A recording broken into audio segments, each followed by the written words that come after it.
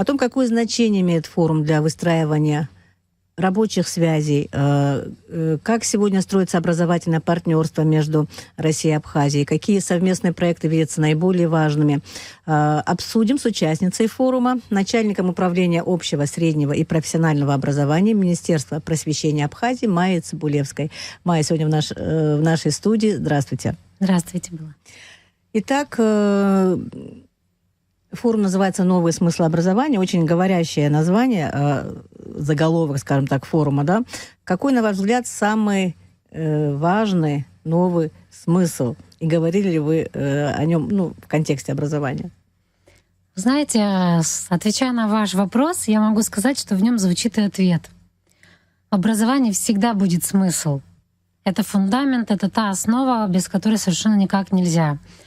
И, конечно, если мы говорим конкретно в рамках участия в этом форуме, то тут поднимались вопросы международного сотрудничества, как основной такой кальки в современных реалиях образования, и вопрос очень важный — цифровизации образования.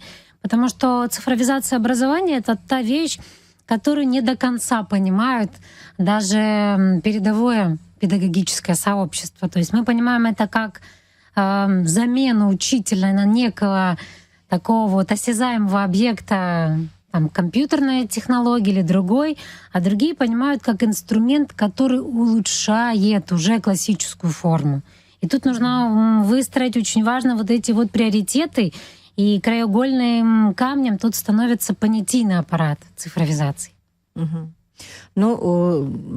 Раскройте нам, каким образом участники форума видели, как использовать вот эти цифровые технологии в учебном процессе. Это же не просто, как вы сказали, там какие-то конкретные там механизмы, да, конкретные там оборудование и прочее. Это, видимо, и какой-то другой взгляд. Вот вы расскажите об этом. Но я хочу сказать, вообще суть педагогического форума, он был однодневный. За один день обсудить все тонкие особенности, даже с учетом, казалось бы, кластерной цифровизации, это невозможно, если мы говорим о качестве. То есть это очень важный момент. Но в рамках форума мы осветили те вызовы, с которыми образование сталкивается в разных странах. Ведь вы правильно заметили, он был международный. То есть это и наша страна, это и Республика Южная Осетия, Республика Армения были, и, конечно же, такой огромный стратегический партнер во всех отношениях — это Российская Федерация. И у всех у нас были единые взгляды на то, с чем сталкиваются сейчас в своей работе современный учитель.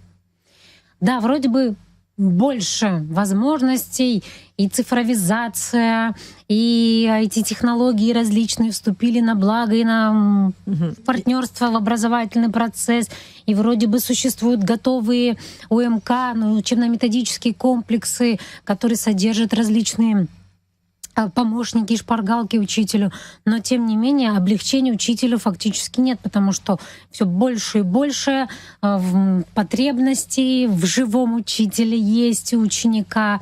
И тут очень важно, как мы выстраиваем именно еще и воспитательную составляющую. То есть мы возвращаемся к тому, что образование без воспитания вообще невозможно. В какой-то момент мы вроде бы разъединили это, считая, что это зерна, от плевел мы отделяем, но никак нельзя. Воспитание — это ядро образовательного процесса. И самое интересное, что когда была панельная дискуссия, все мы, говоря о каких-то перспективах, вызовах, смыслах в каждой стране, мы пришли к единому. Без ядра воспитательного характера, который с развивающей начинкой, мы не выстроим правильный ориентир в образовательной сфере никогда. Каким образом это должно сочетаться в учебном процессе? Вот, допустим, сам непосредственно образовательный процесс и воспитательный. Раньше говорили в советское время, что школа тоже и воспитывает, там идеологическая какая-то была работа проводилась, там пионерия, комсомол. Но воспитание очень в большой степени ложилось и на, скажем так, дом родителей. Сейчас какое соотношение и к чему надо стремиться? И нужна ли вот такая идеологическая работа, которая была вот в советской школе? Было. И вы меня впечатляете своими вопросами, потому что они такие концептуальные, фундаментальные, да, вещи. Я скажу, как человек, которого обучали советские педагоги, и чем я особенно горжусь и всегда это подчеркиваю. Мой ориентир все-таки это та классическая форма обучения, которая была во времена моих родителей, и меня как постсоветского ребенка. Советское образование ценно было тем, что оно единый продукт давало. Эта личность умела читать, писать, считать, то есть функциональная грамотность. Это было правильно идеологически выстроенное поколение детей, и они не обременяли себя дополнительными какими-то думками в качестве воспитательного характера. Это все было единым процессом, единым продуктом. Как мы с этим работаем сейчас, ни для кого не секрет. Министерство просвещения так нежно холит и лелеет, очень качественно подходит к вопросу развития новой концепции воспитания, да, которая называется «Педагог-наставник». И имплементировать мы будем во все школы со временем. Сейчас это все идет по нарастающей. И очень важная вещь, в ядре которого лежит наш кодекс чести, Апсуара. Поэтому тут мы никаким образом не будем выстраивать отдельно воспитательный процесс, отдельно образовательный. Все в едином ключе. Потому что без правильной идеологии, с учетом современных реалий, вы знаете, что подмена понятий сейчас очень, так сказать, вроде бы и мягко, но тем не менее на детский ум, который достаточно такой нежный и тонкий, может сыграть страшную вещь. И тут педагог-наставник — это та нить Ариадны, которая ведет нас к правильной линии воспитательного процесса в школах Абхазии, во всех школах Абхазии в перспективе. И этот процесс, он не останавливается. То есть это очень важно понимать. Мне вот интересно, каким образом будет проводить свою работу педагог-наставник. Мне просто, мы уже как бы говорили, да, что вводится такой институт, что будет такая профессия в школе и так далее. Очень интересно, каким образом будет, скажем так, вводиться в курс дела ребенок, да? Каким образом его обучать каким-то тамазам. То есть будут какие-то специальные занятия, как это будет часто происходить. Потому что я так понимаю, что, допустим, если ты один раз поговорил, даже ты 2 раза поговорил, если это будет как-то не задевать струны души, скажем так, да, это можно сказать, что впустую работа сделана. Чтобы это было эффективно. Как у вас строится эта работа? Или вы предполагаете, что будет эта работа происходить? Работа эта впустую строиться никак не будет, это однозначно. Потому что все родители понимают, насколько важно сейчас сохранить нашу национальную, да, государственную идентичность в сфере вот этого большого влияния извне. И педагог-наставник, заметьте, наставник, да, то есть тут это та вещь, которая в наших условиях, еще раз повторюсь, просто жизненно важной является. Мы будем встраивать это в образовательный процесс очень мягко, но, конечно же, на постоянной основе. Дискретными, да, эпизодичными эти встречи однозначно не будут. Это строгая образовательная программа, которая имеет место быть в учебном плане школ, да, и, конечно же, эпизодичность, она не всегда рождает результат, поэтому мы, естественно, от этого отходим. И каждый педагог-наставник будет равноценным участником образовательного процесса в школе, в которой он будет работать. Это разносторонняя работа, это не только разговоры о том, как мы должны себя вести, это важный образовательный компонент, это ядро этой концепции. И там и, естественно, и наш такой очень важный колорит, как абхазского народа. Это, конечно, и экологическое образование, да, то есть там ляжет. И плюс ядро историческое воспитание. Не просто мы говорим о том, что есть, а как важно это пронести и сохранить. Поэтому педагог-наставник — это полноценный педагог, который является и штатной единицей, под него будет выводиться штатная единица. И, конечно, это тот человек, который будет иметь важную роль в жизни каждого ребенка, с кем он будет работать. Это его друг и учитель, и наставник, и, наверное, путеводная звезда в этом процессе, наряду с другими учителями. Вернемся к форуму. Спасибо за разъяснение. Вернемся к форуму. Вы говорили о том, что там это международный форум, что там принимало участие педагоги, педагогическое сообщество многих стран. Например, вы назвали Армению, Россию, Абхазию. Вот был ли разговор о своеобразии, скажем так, системы образования в разных странах? Что было интересно россиянам, что было интересно нашим педагогам, вот вам лично? Что, допустим, восприняла Южная Осетия, Армения? Может быть, их опыт как-то вам приглянулся, или, возможно, какие-то мысли, идеи, которые были высказаны? Ну, честно сказать, панельная дискуссия меня впечатлила. Да, потому что она так была интересно составлена. Там были представители не только министерств. Если говорить о министерствах, то это были представители вот нашей делегации, мы в частности, да, и Южная Осетия. Дальше там были представлены те люди, которые являются руководителями вузов. Например, Юго-Осетинского университета. Также Нина Игоревна Таткала, которая представляет Российско-Армянский университет. И были представители той среды, которые занимаются и профориентационной, и воспитательной, разорявительной повесткой взаимодействия с детьми. Это Всероссийский детский центр «Смена». Игорь Журавлев, да, который сотрудничает и с детьми из Армении, из Абхазии, из Южной Осетии, в частности. И, конечно, тут, знаете, такое вот полотно, которое было составлено вроде из разных каких-то цветов и частей, но оно так аккуратно накладывалось, и мы выстраивали вот эту единую такую вот систему взаимосвязи. Тут очень важно отметить то, с чего я начала, потому что это система и сугубо школьного образования, это система постшкольного, то есть вузовского образования, и система, которая выходит вне рамок традиционного такого образовательного компонента. Это, например, вот в той же смене. И нужно было понять, что у всех одна вот эта задача. У всех одна задача — создать гармоничную, развитую личность, которая совмещает в себе образование, развитие и воспитание. То есть мы вернулись к таким каноническим моментам, о которых говорил еще Лев Семенович Выгодский, которого я очень люблю вспоминать. Вот интересно, какую часть пазла внесла Абхазия?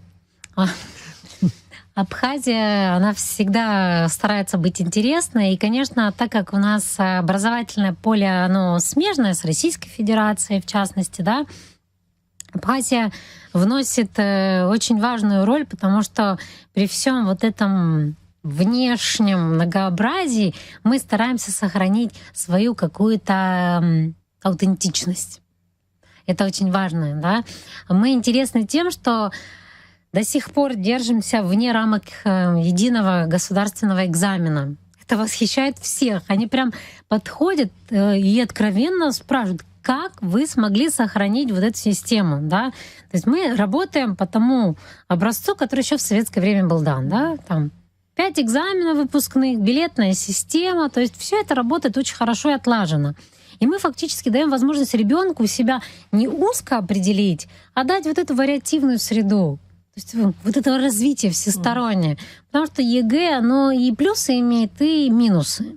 Конечно, встал вопрос и болонской системы, да, которая постепенно там в ряде стран уходит. Например, вот болонская система вообще не зашла в Юго-Осетинский университет. То есть они молодцы, они держатся, они старались вне этого момента держаться. Это очень здорово, потому что это серьезный натиск с учетом того, что мы придерживаемся ей уже не первые 10 лет. То есть это давно. Конечно, Абхазия, она всегда была, есть и будет интересна тем, что мы маленькая страна, но очень твердо стоящая на ногах, в частности, образовательного процесса. Да, существуют проблемы, но они есть во всех странах. Я вам хочу сказать, что проблемы даже сходные. Но мы решаем. Ну, кстати говоря, одной из центральных тем было сотрудничество, да, между Россией и Абхазией, между вообще, скажем так, педагогами, педагогическими сообществами разных стран. Вот как сегодня выстраивается практическое взаимодействие между системами образования России и Абхазии? Мы знаем много проектов, мы знаем много поездок на ту же смену, Артек и так далее, и так далее. Ну, интересно в плане, может быть, работы над методическими какими-то вещами, да, там обмен какими-то методиками, повышение квалификации, вот эти вот все вещи, которые непосредственно, скажем, затрагивают педагога и его квалификацию. Но это, конечно, просто центральная вещь.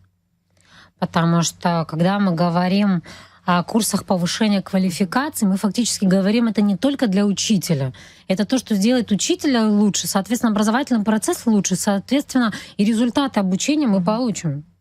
И поэтому, говоря о Армавирском государственном педуниверситете, это один из наших партнеров, которые совместно с Министерством просвещения предоставляют уже очень нужные и актуальные нашим потребностям курсы повышения квалификации. Тот же Северо-Кавказский федеральный университет — это второй у нас важный партнер в этом процессе.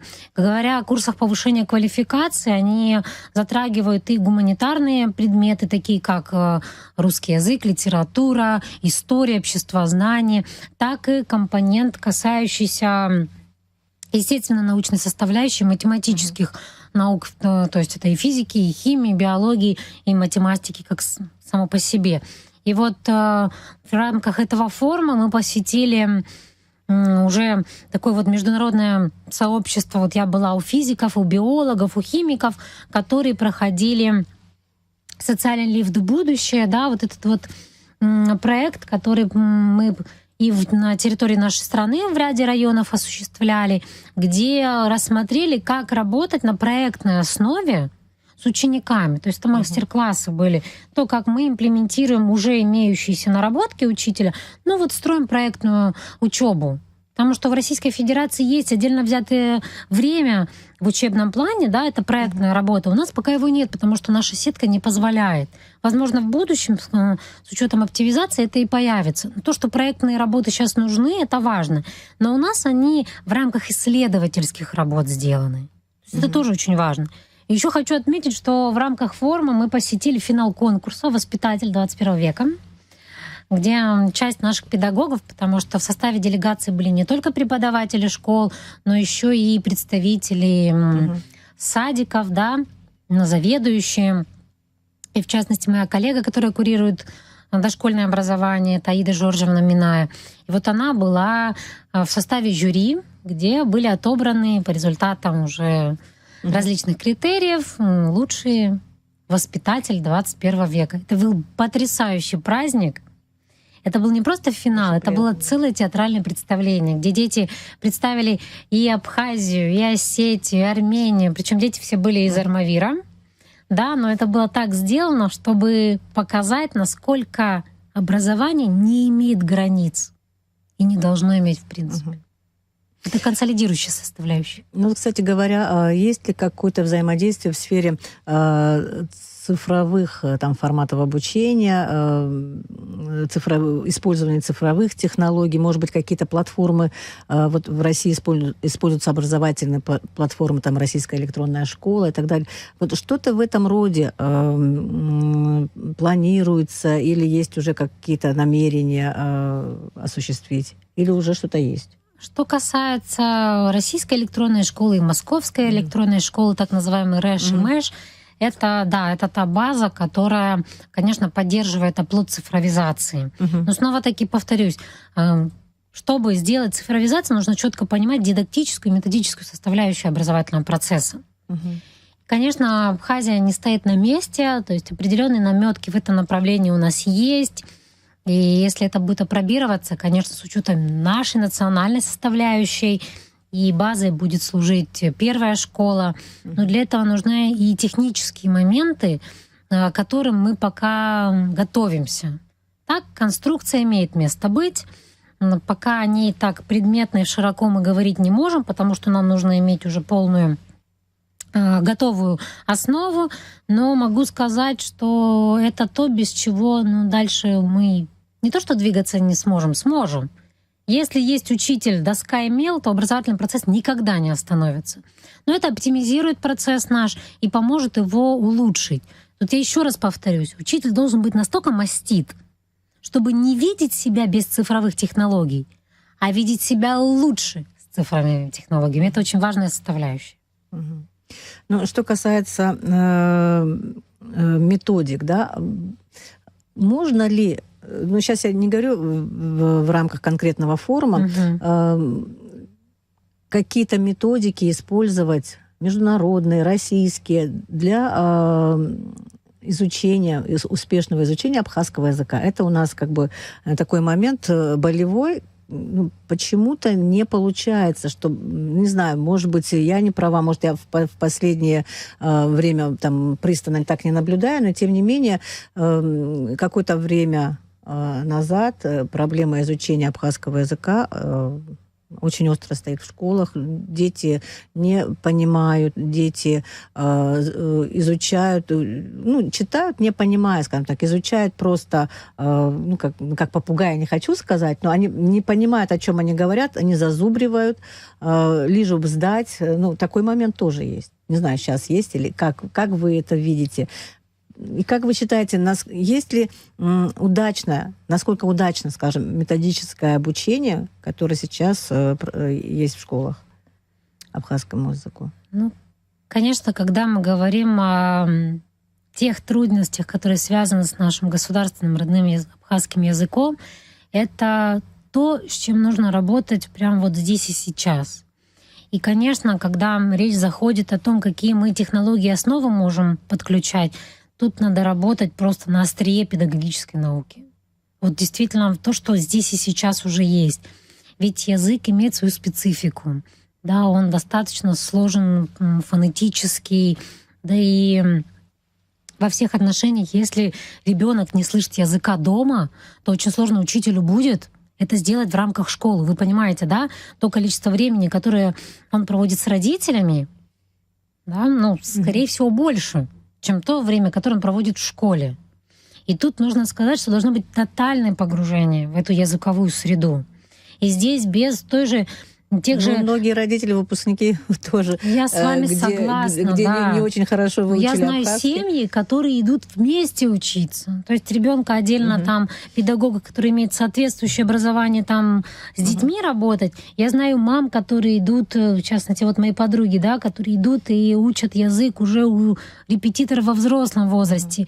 Если говорить, кому сложнее, конечно, нам, взрослым, чем детям. И тут нужно понимать, что те стандартные базы и те стандартные вещи, которые, допустим, ранее применялись, уже плохо работают, потому что клиповое мышление ребенка имеет свою особенность. И там нужно ребенка в какой-то момент даже, простите меня за такой оборот, развлечь. Развлекать, да. То есть, ну, не на постоянной основе. Мы считаем, что игровая технология решит все проблемы. Ни в коем случае. Игровая технология никогда не решит. Игровая технология — это та конфетка, которую дают в моменте, да, после еды. Да, ну не как поощрение, я имею в виду, а как вот некую возможность подсластить. Потому что если мы говорим о билингвизме, в котором мы живем, да, потому что у нас образование идет и на русском языке, достаточно большое количество предметов, подавляющее количество предметов, особенно с 5 класса, даже в абхазской школе. И мы сейчас хотим найти вот это Соломоново решение, и вот этот педагог-наставник, он зайдет именно как носитель языка, прежде всего. Ну, кстати говоря, почему я задала этот вопрос, у нас были педагоги из России, тоже методисты, они говорили, что вот у нас есть там татарский язык, какие-то национальности в России, у них тоже есть методики. Говорят, мы тоже можем использовать вот эту методику изучения языка, поделиться и английский, и сделать проще, доступнее для изучения, скажем так, этот язык. Вот в этом контексте я задавала этот вопрос. Нет, мы эти методики берем, то есть они не решают возможности работать по уже имеющимся технологиям. Но я вам хочу сказать, что есть и свои достаточно хорошие наработки абхазских филологов и методистов, которые мы также используем. А то, что касается Татарстана, да, и других регионов, конечно, мы готовы извлечь лучшее из этих практик с учетом того, что есть в нашей стране. Спасибо вам большое за интервью. О том, какое значение имеет форум, международный форум «Новые смыслы образования», который прошел в Армавире, о том, как сегодня строится система образования и партнерства между, скажем так, ведомствами образовательными России и Абхазии, какие совместные проекты видятся важными. Мы говорили с Майей Цибулевской, начальником управления общего среднего профессионального образования Министерства просвещения Абхазии. Благодарю. Спасибо.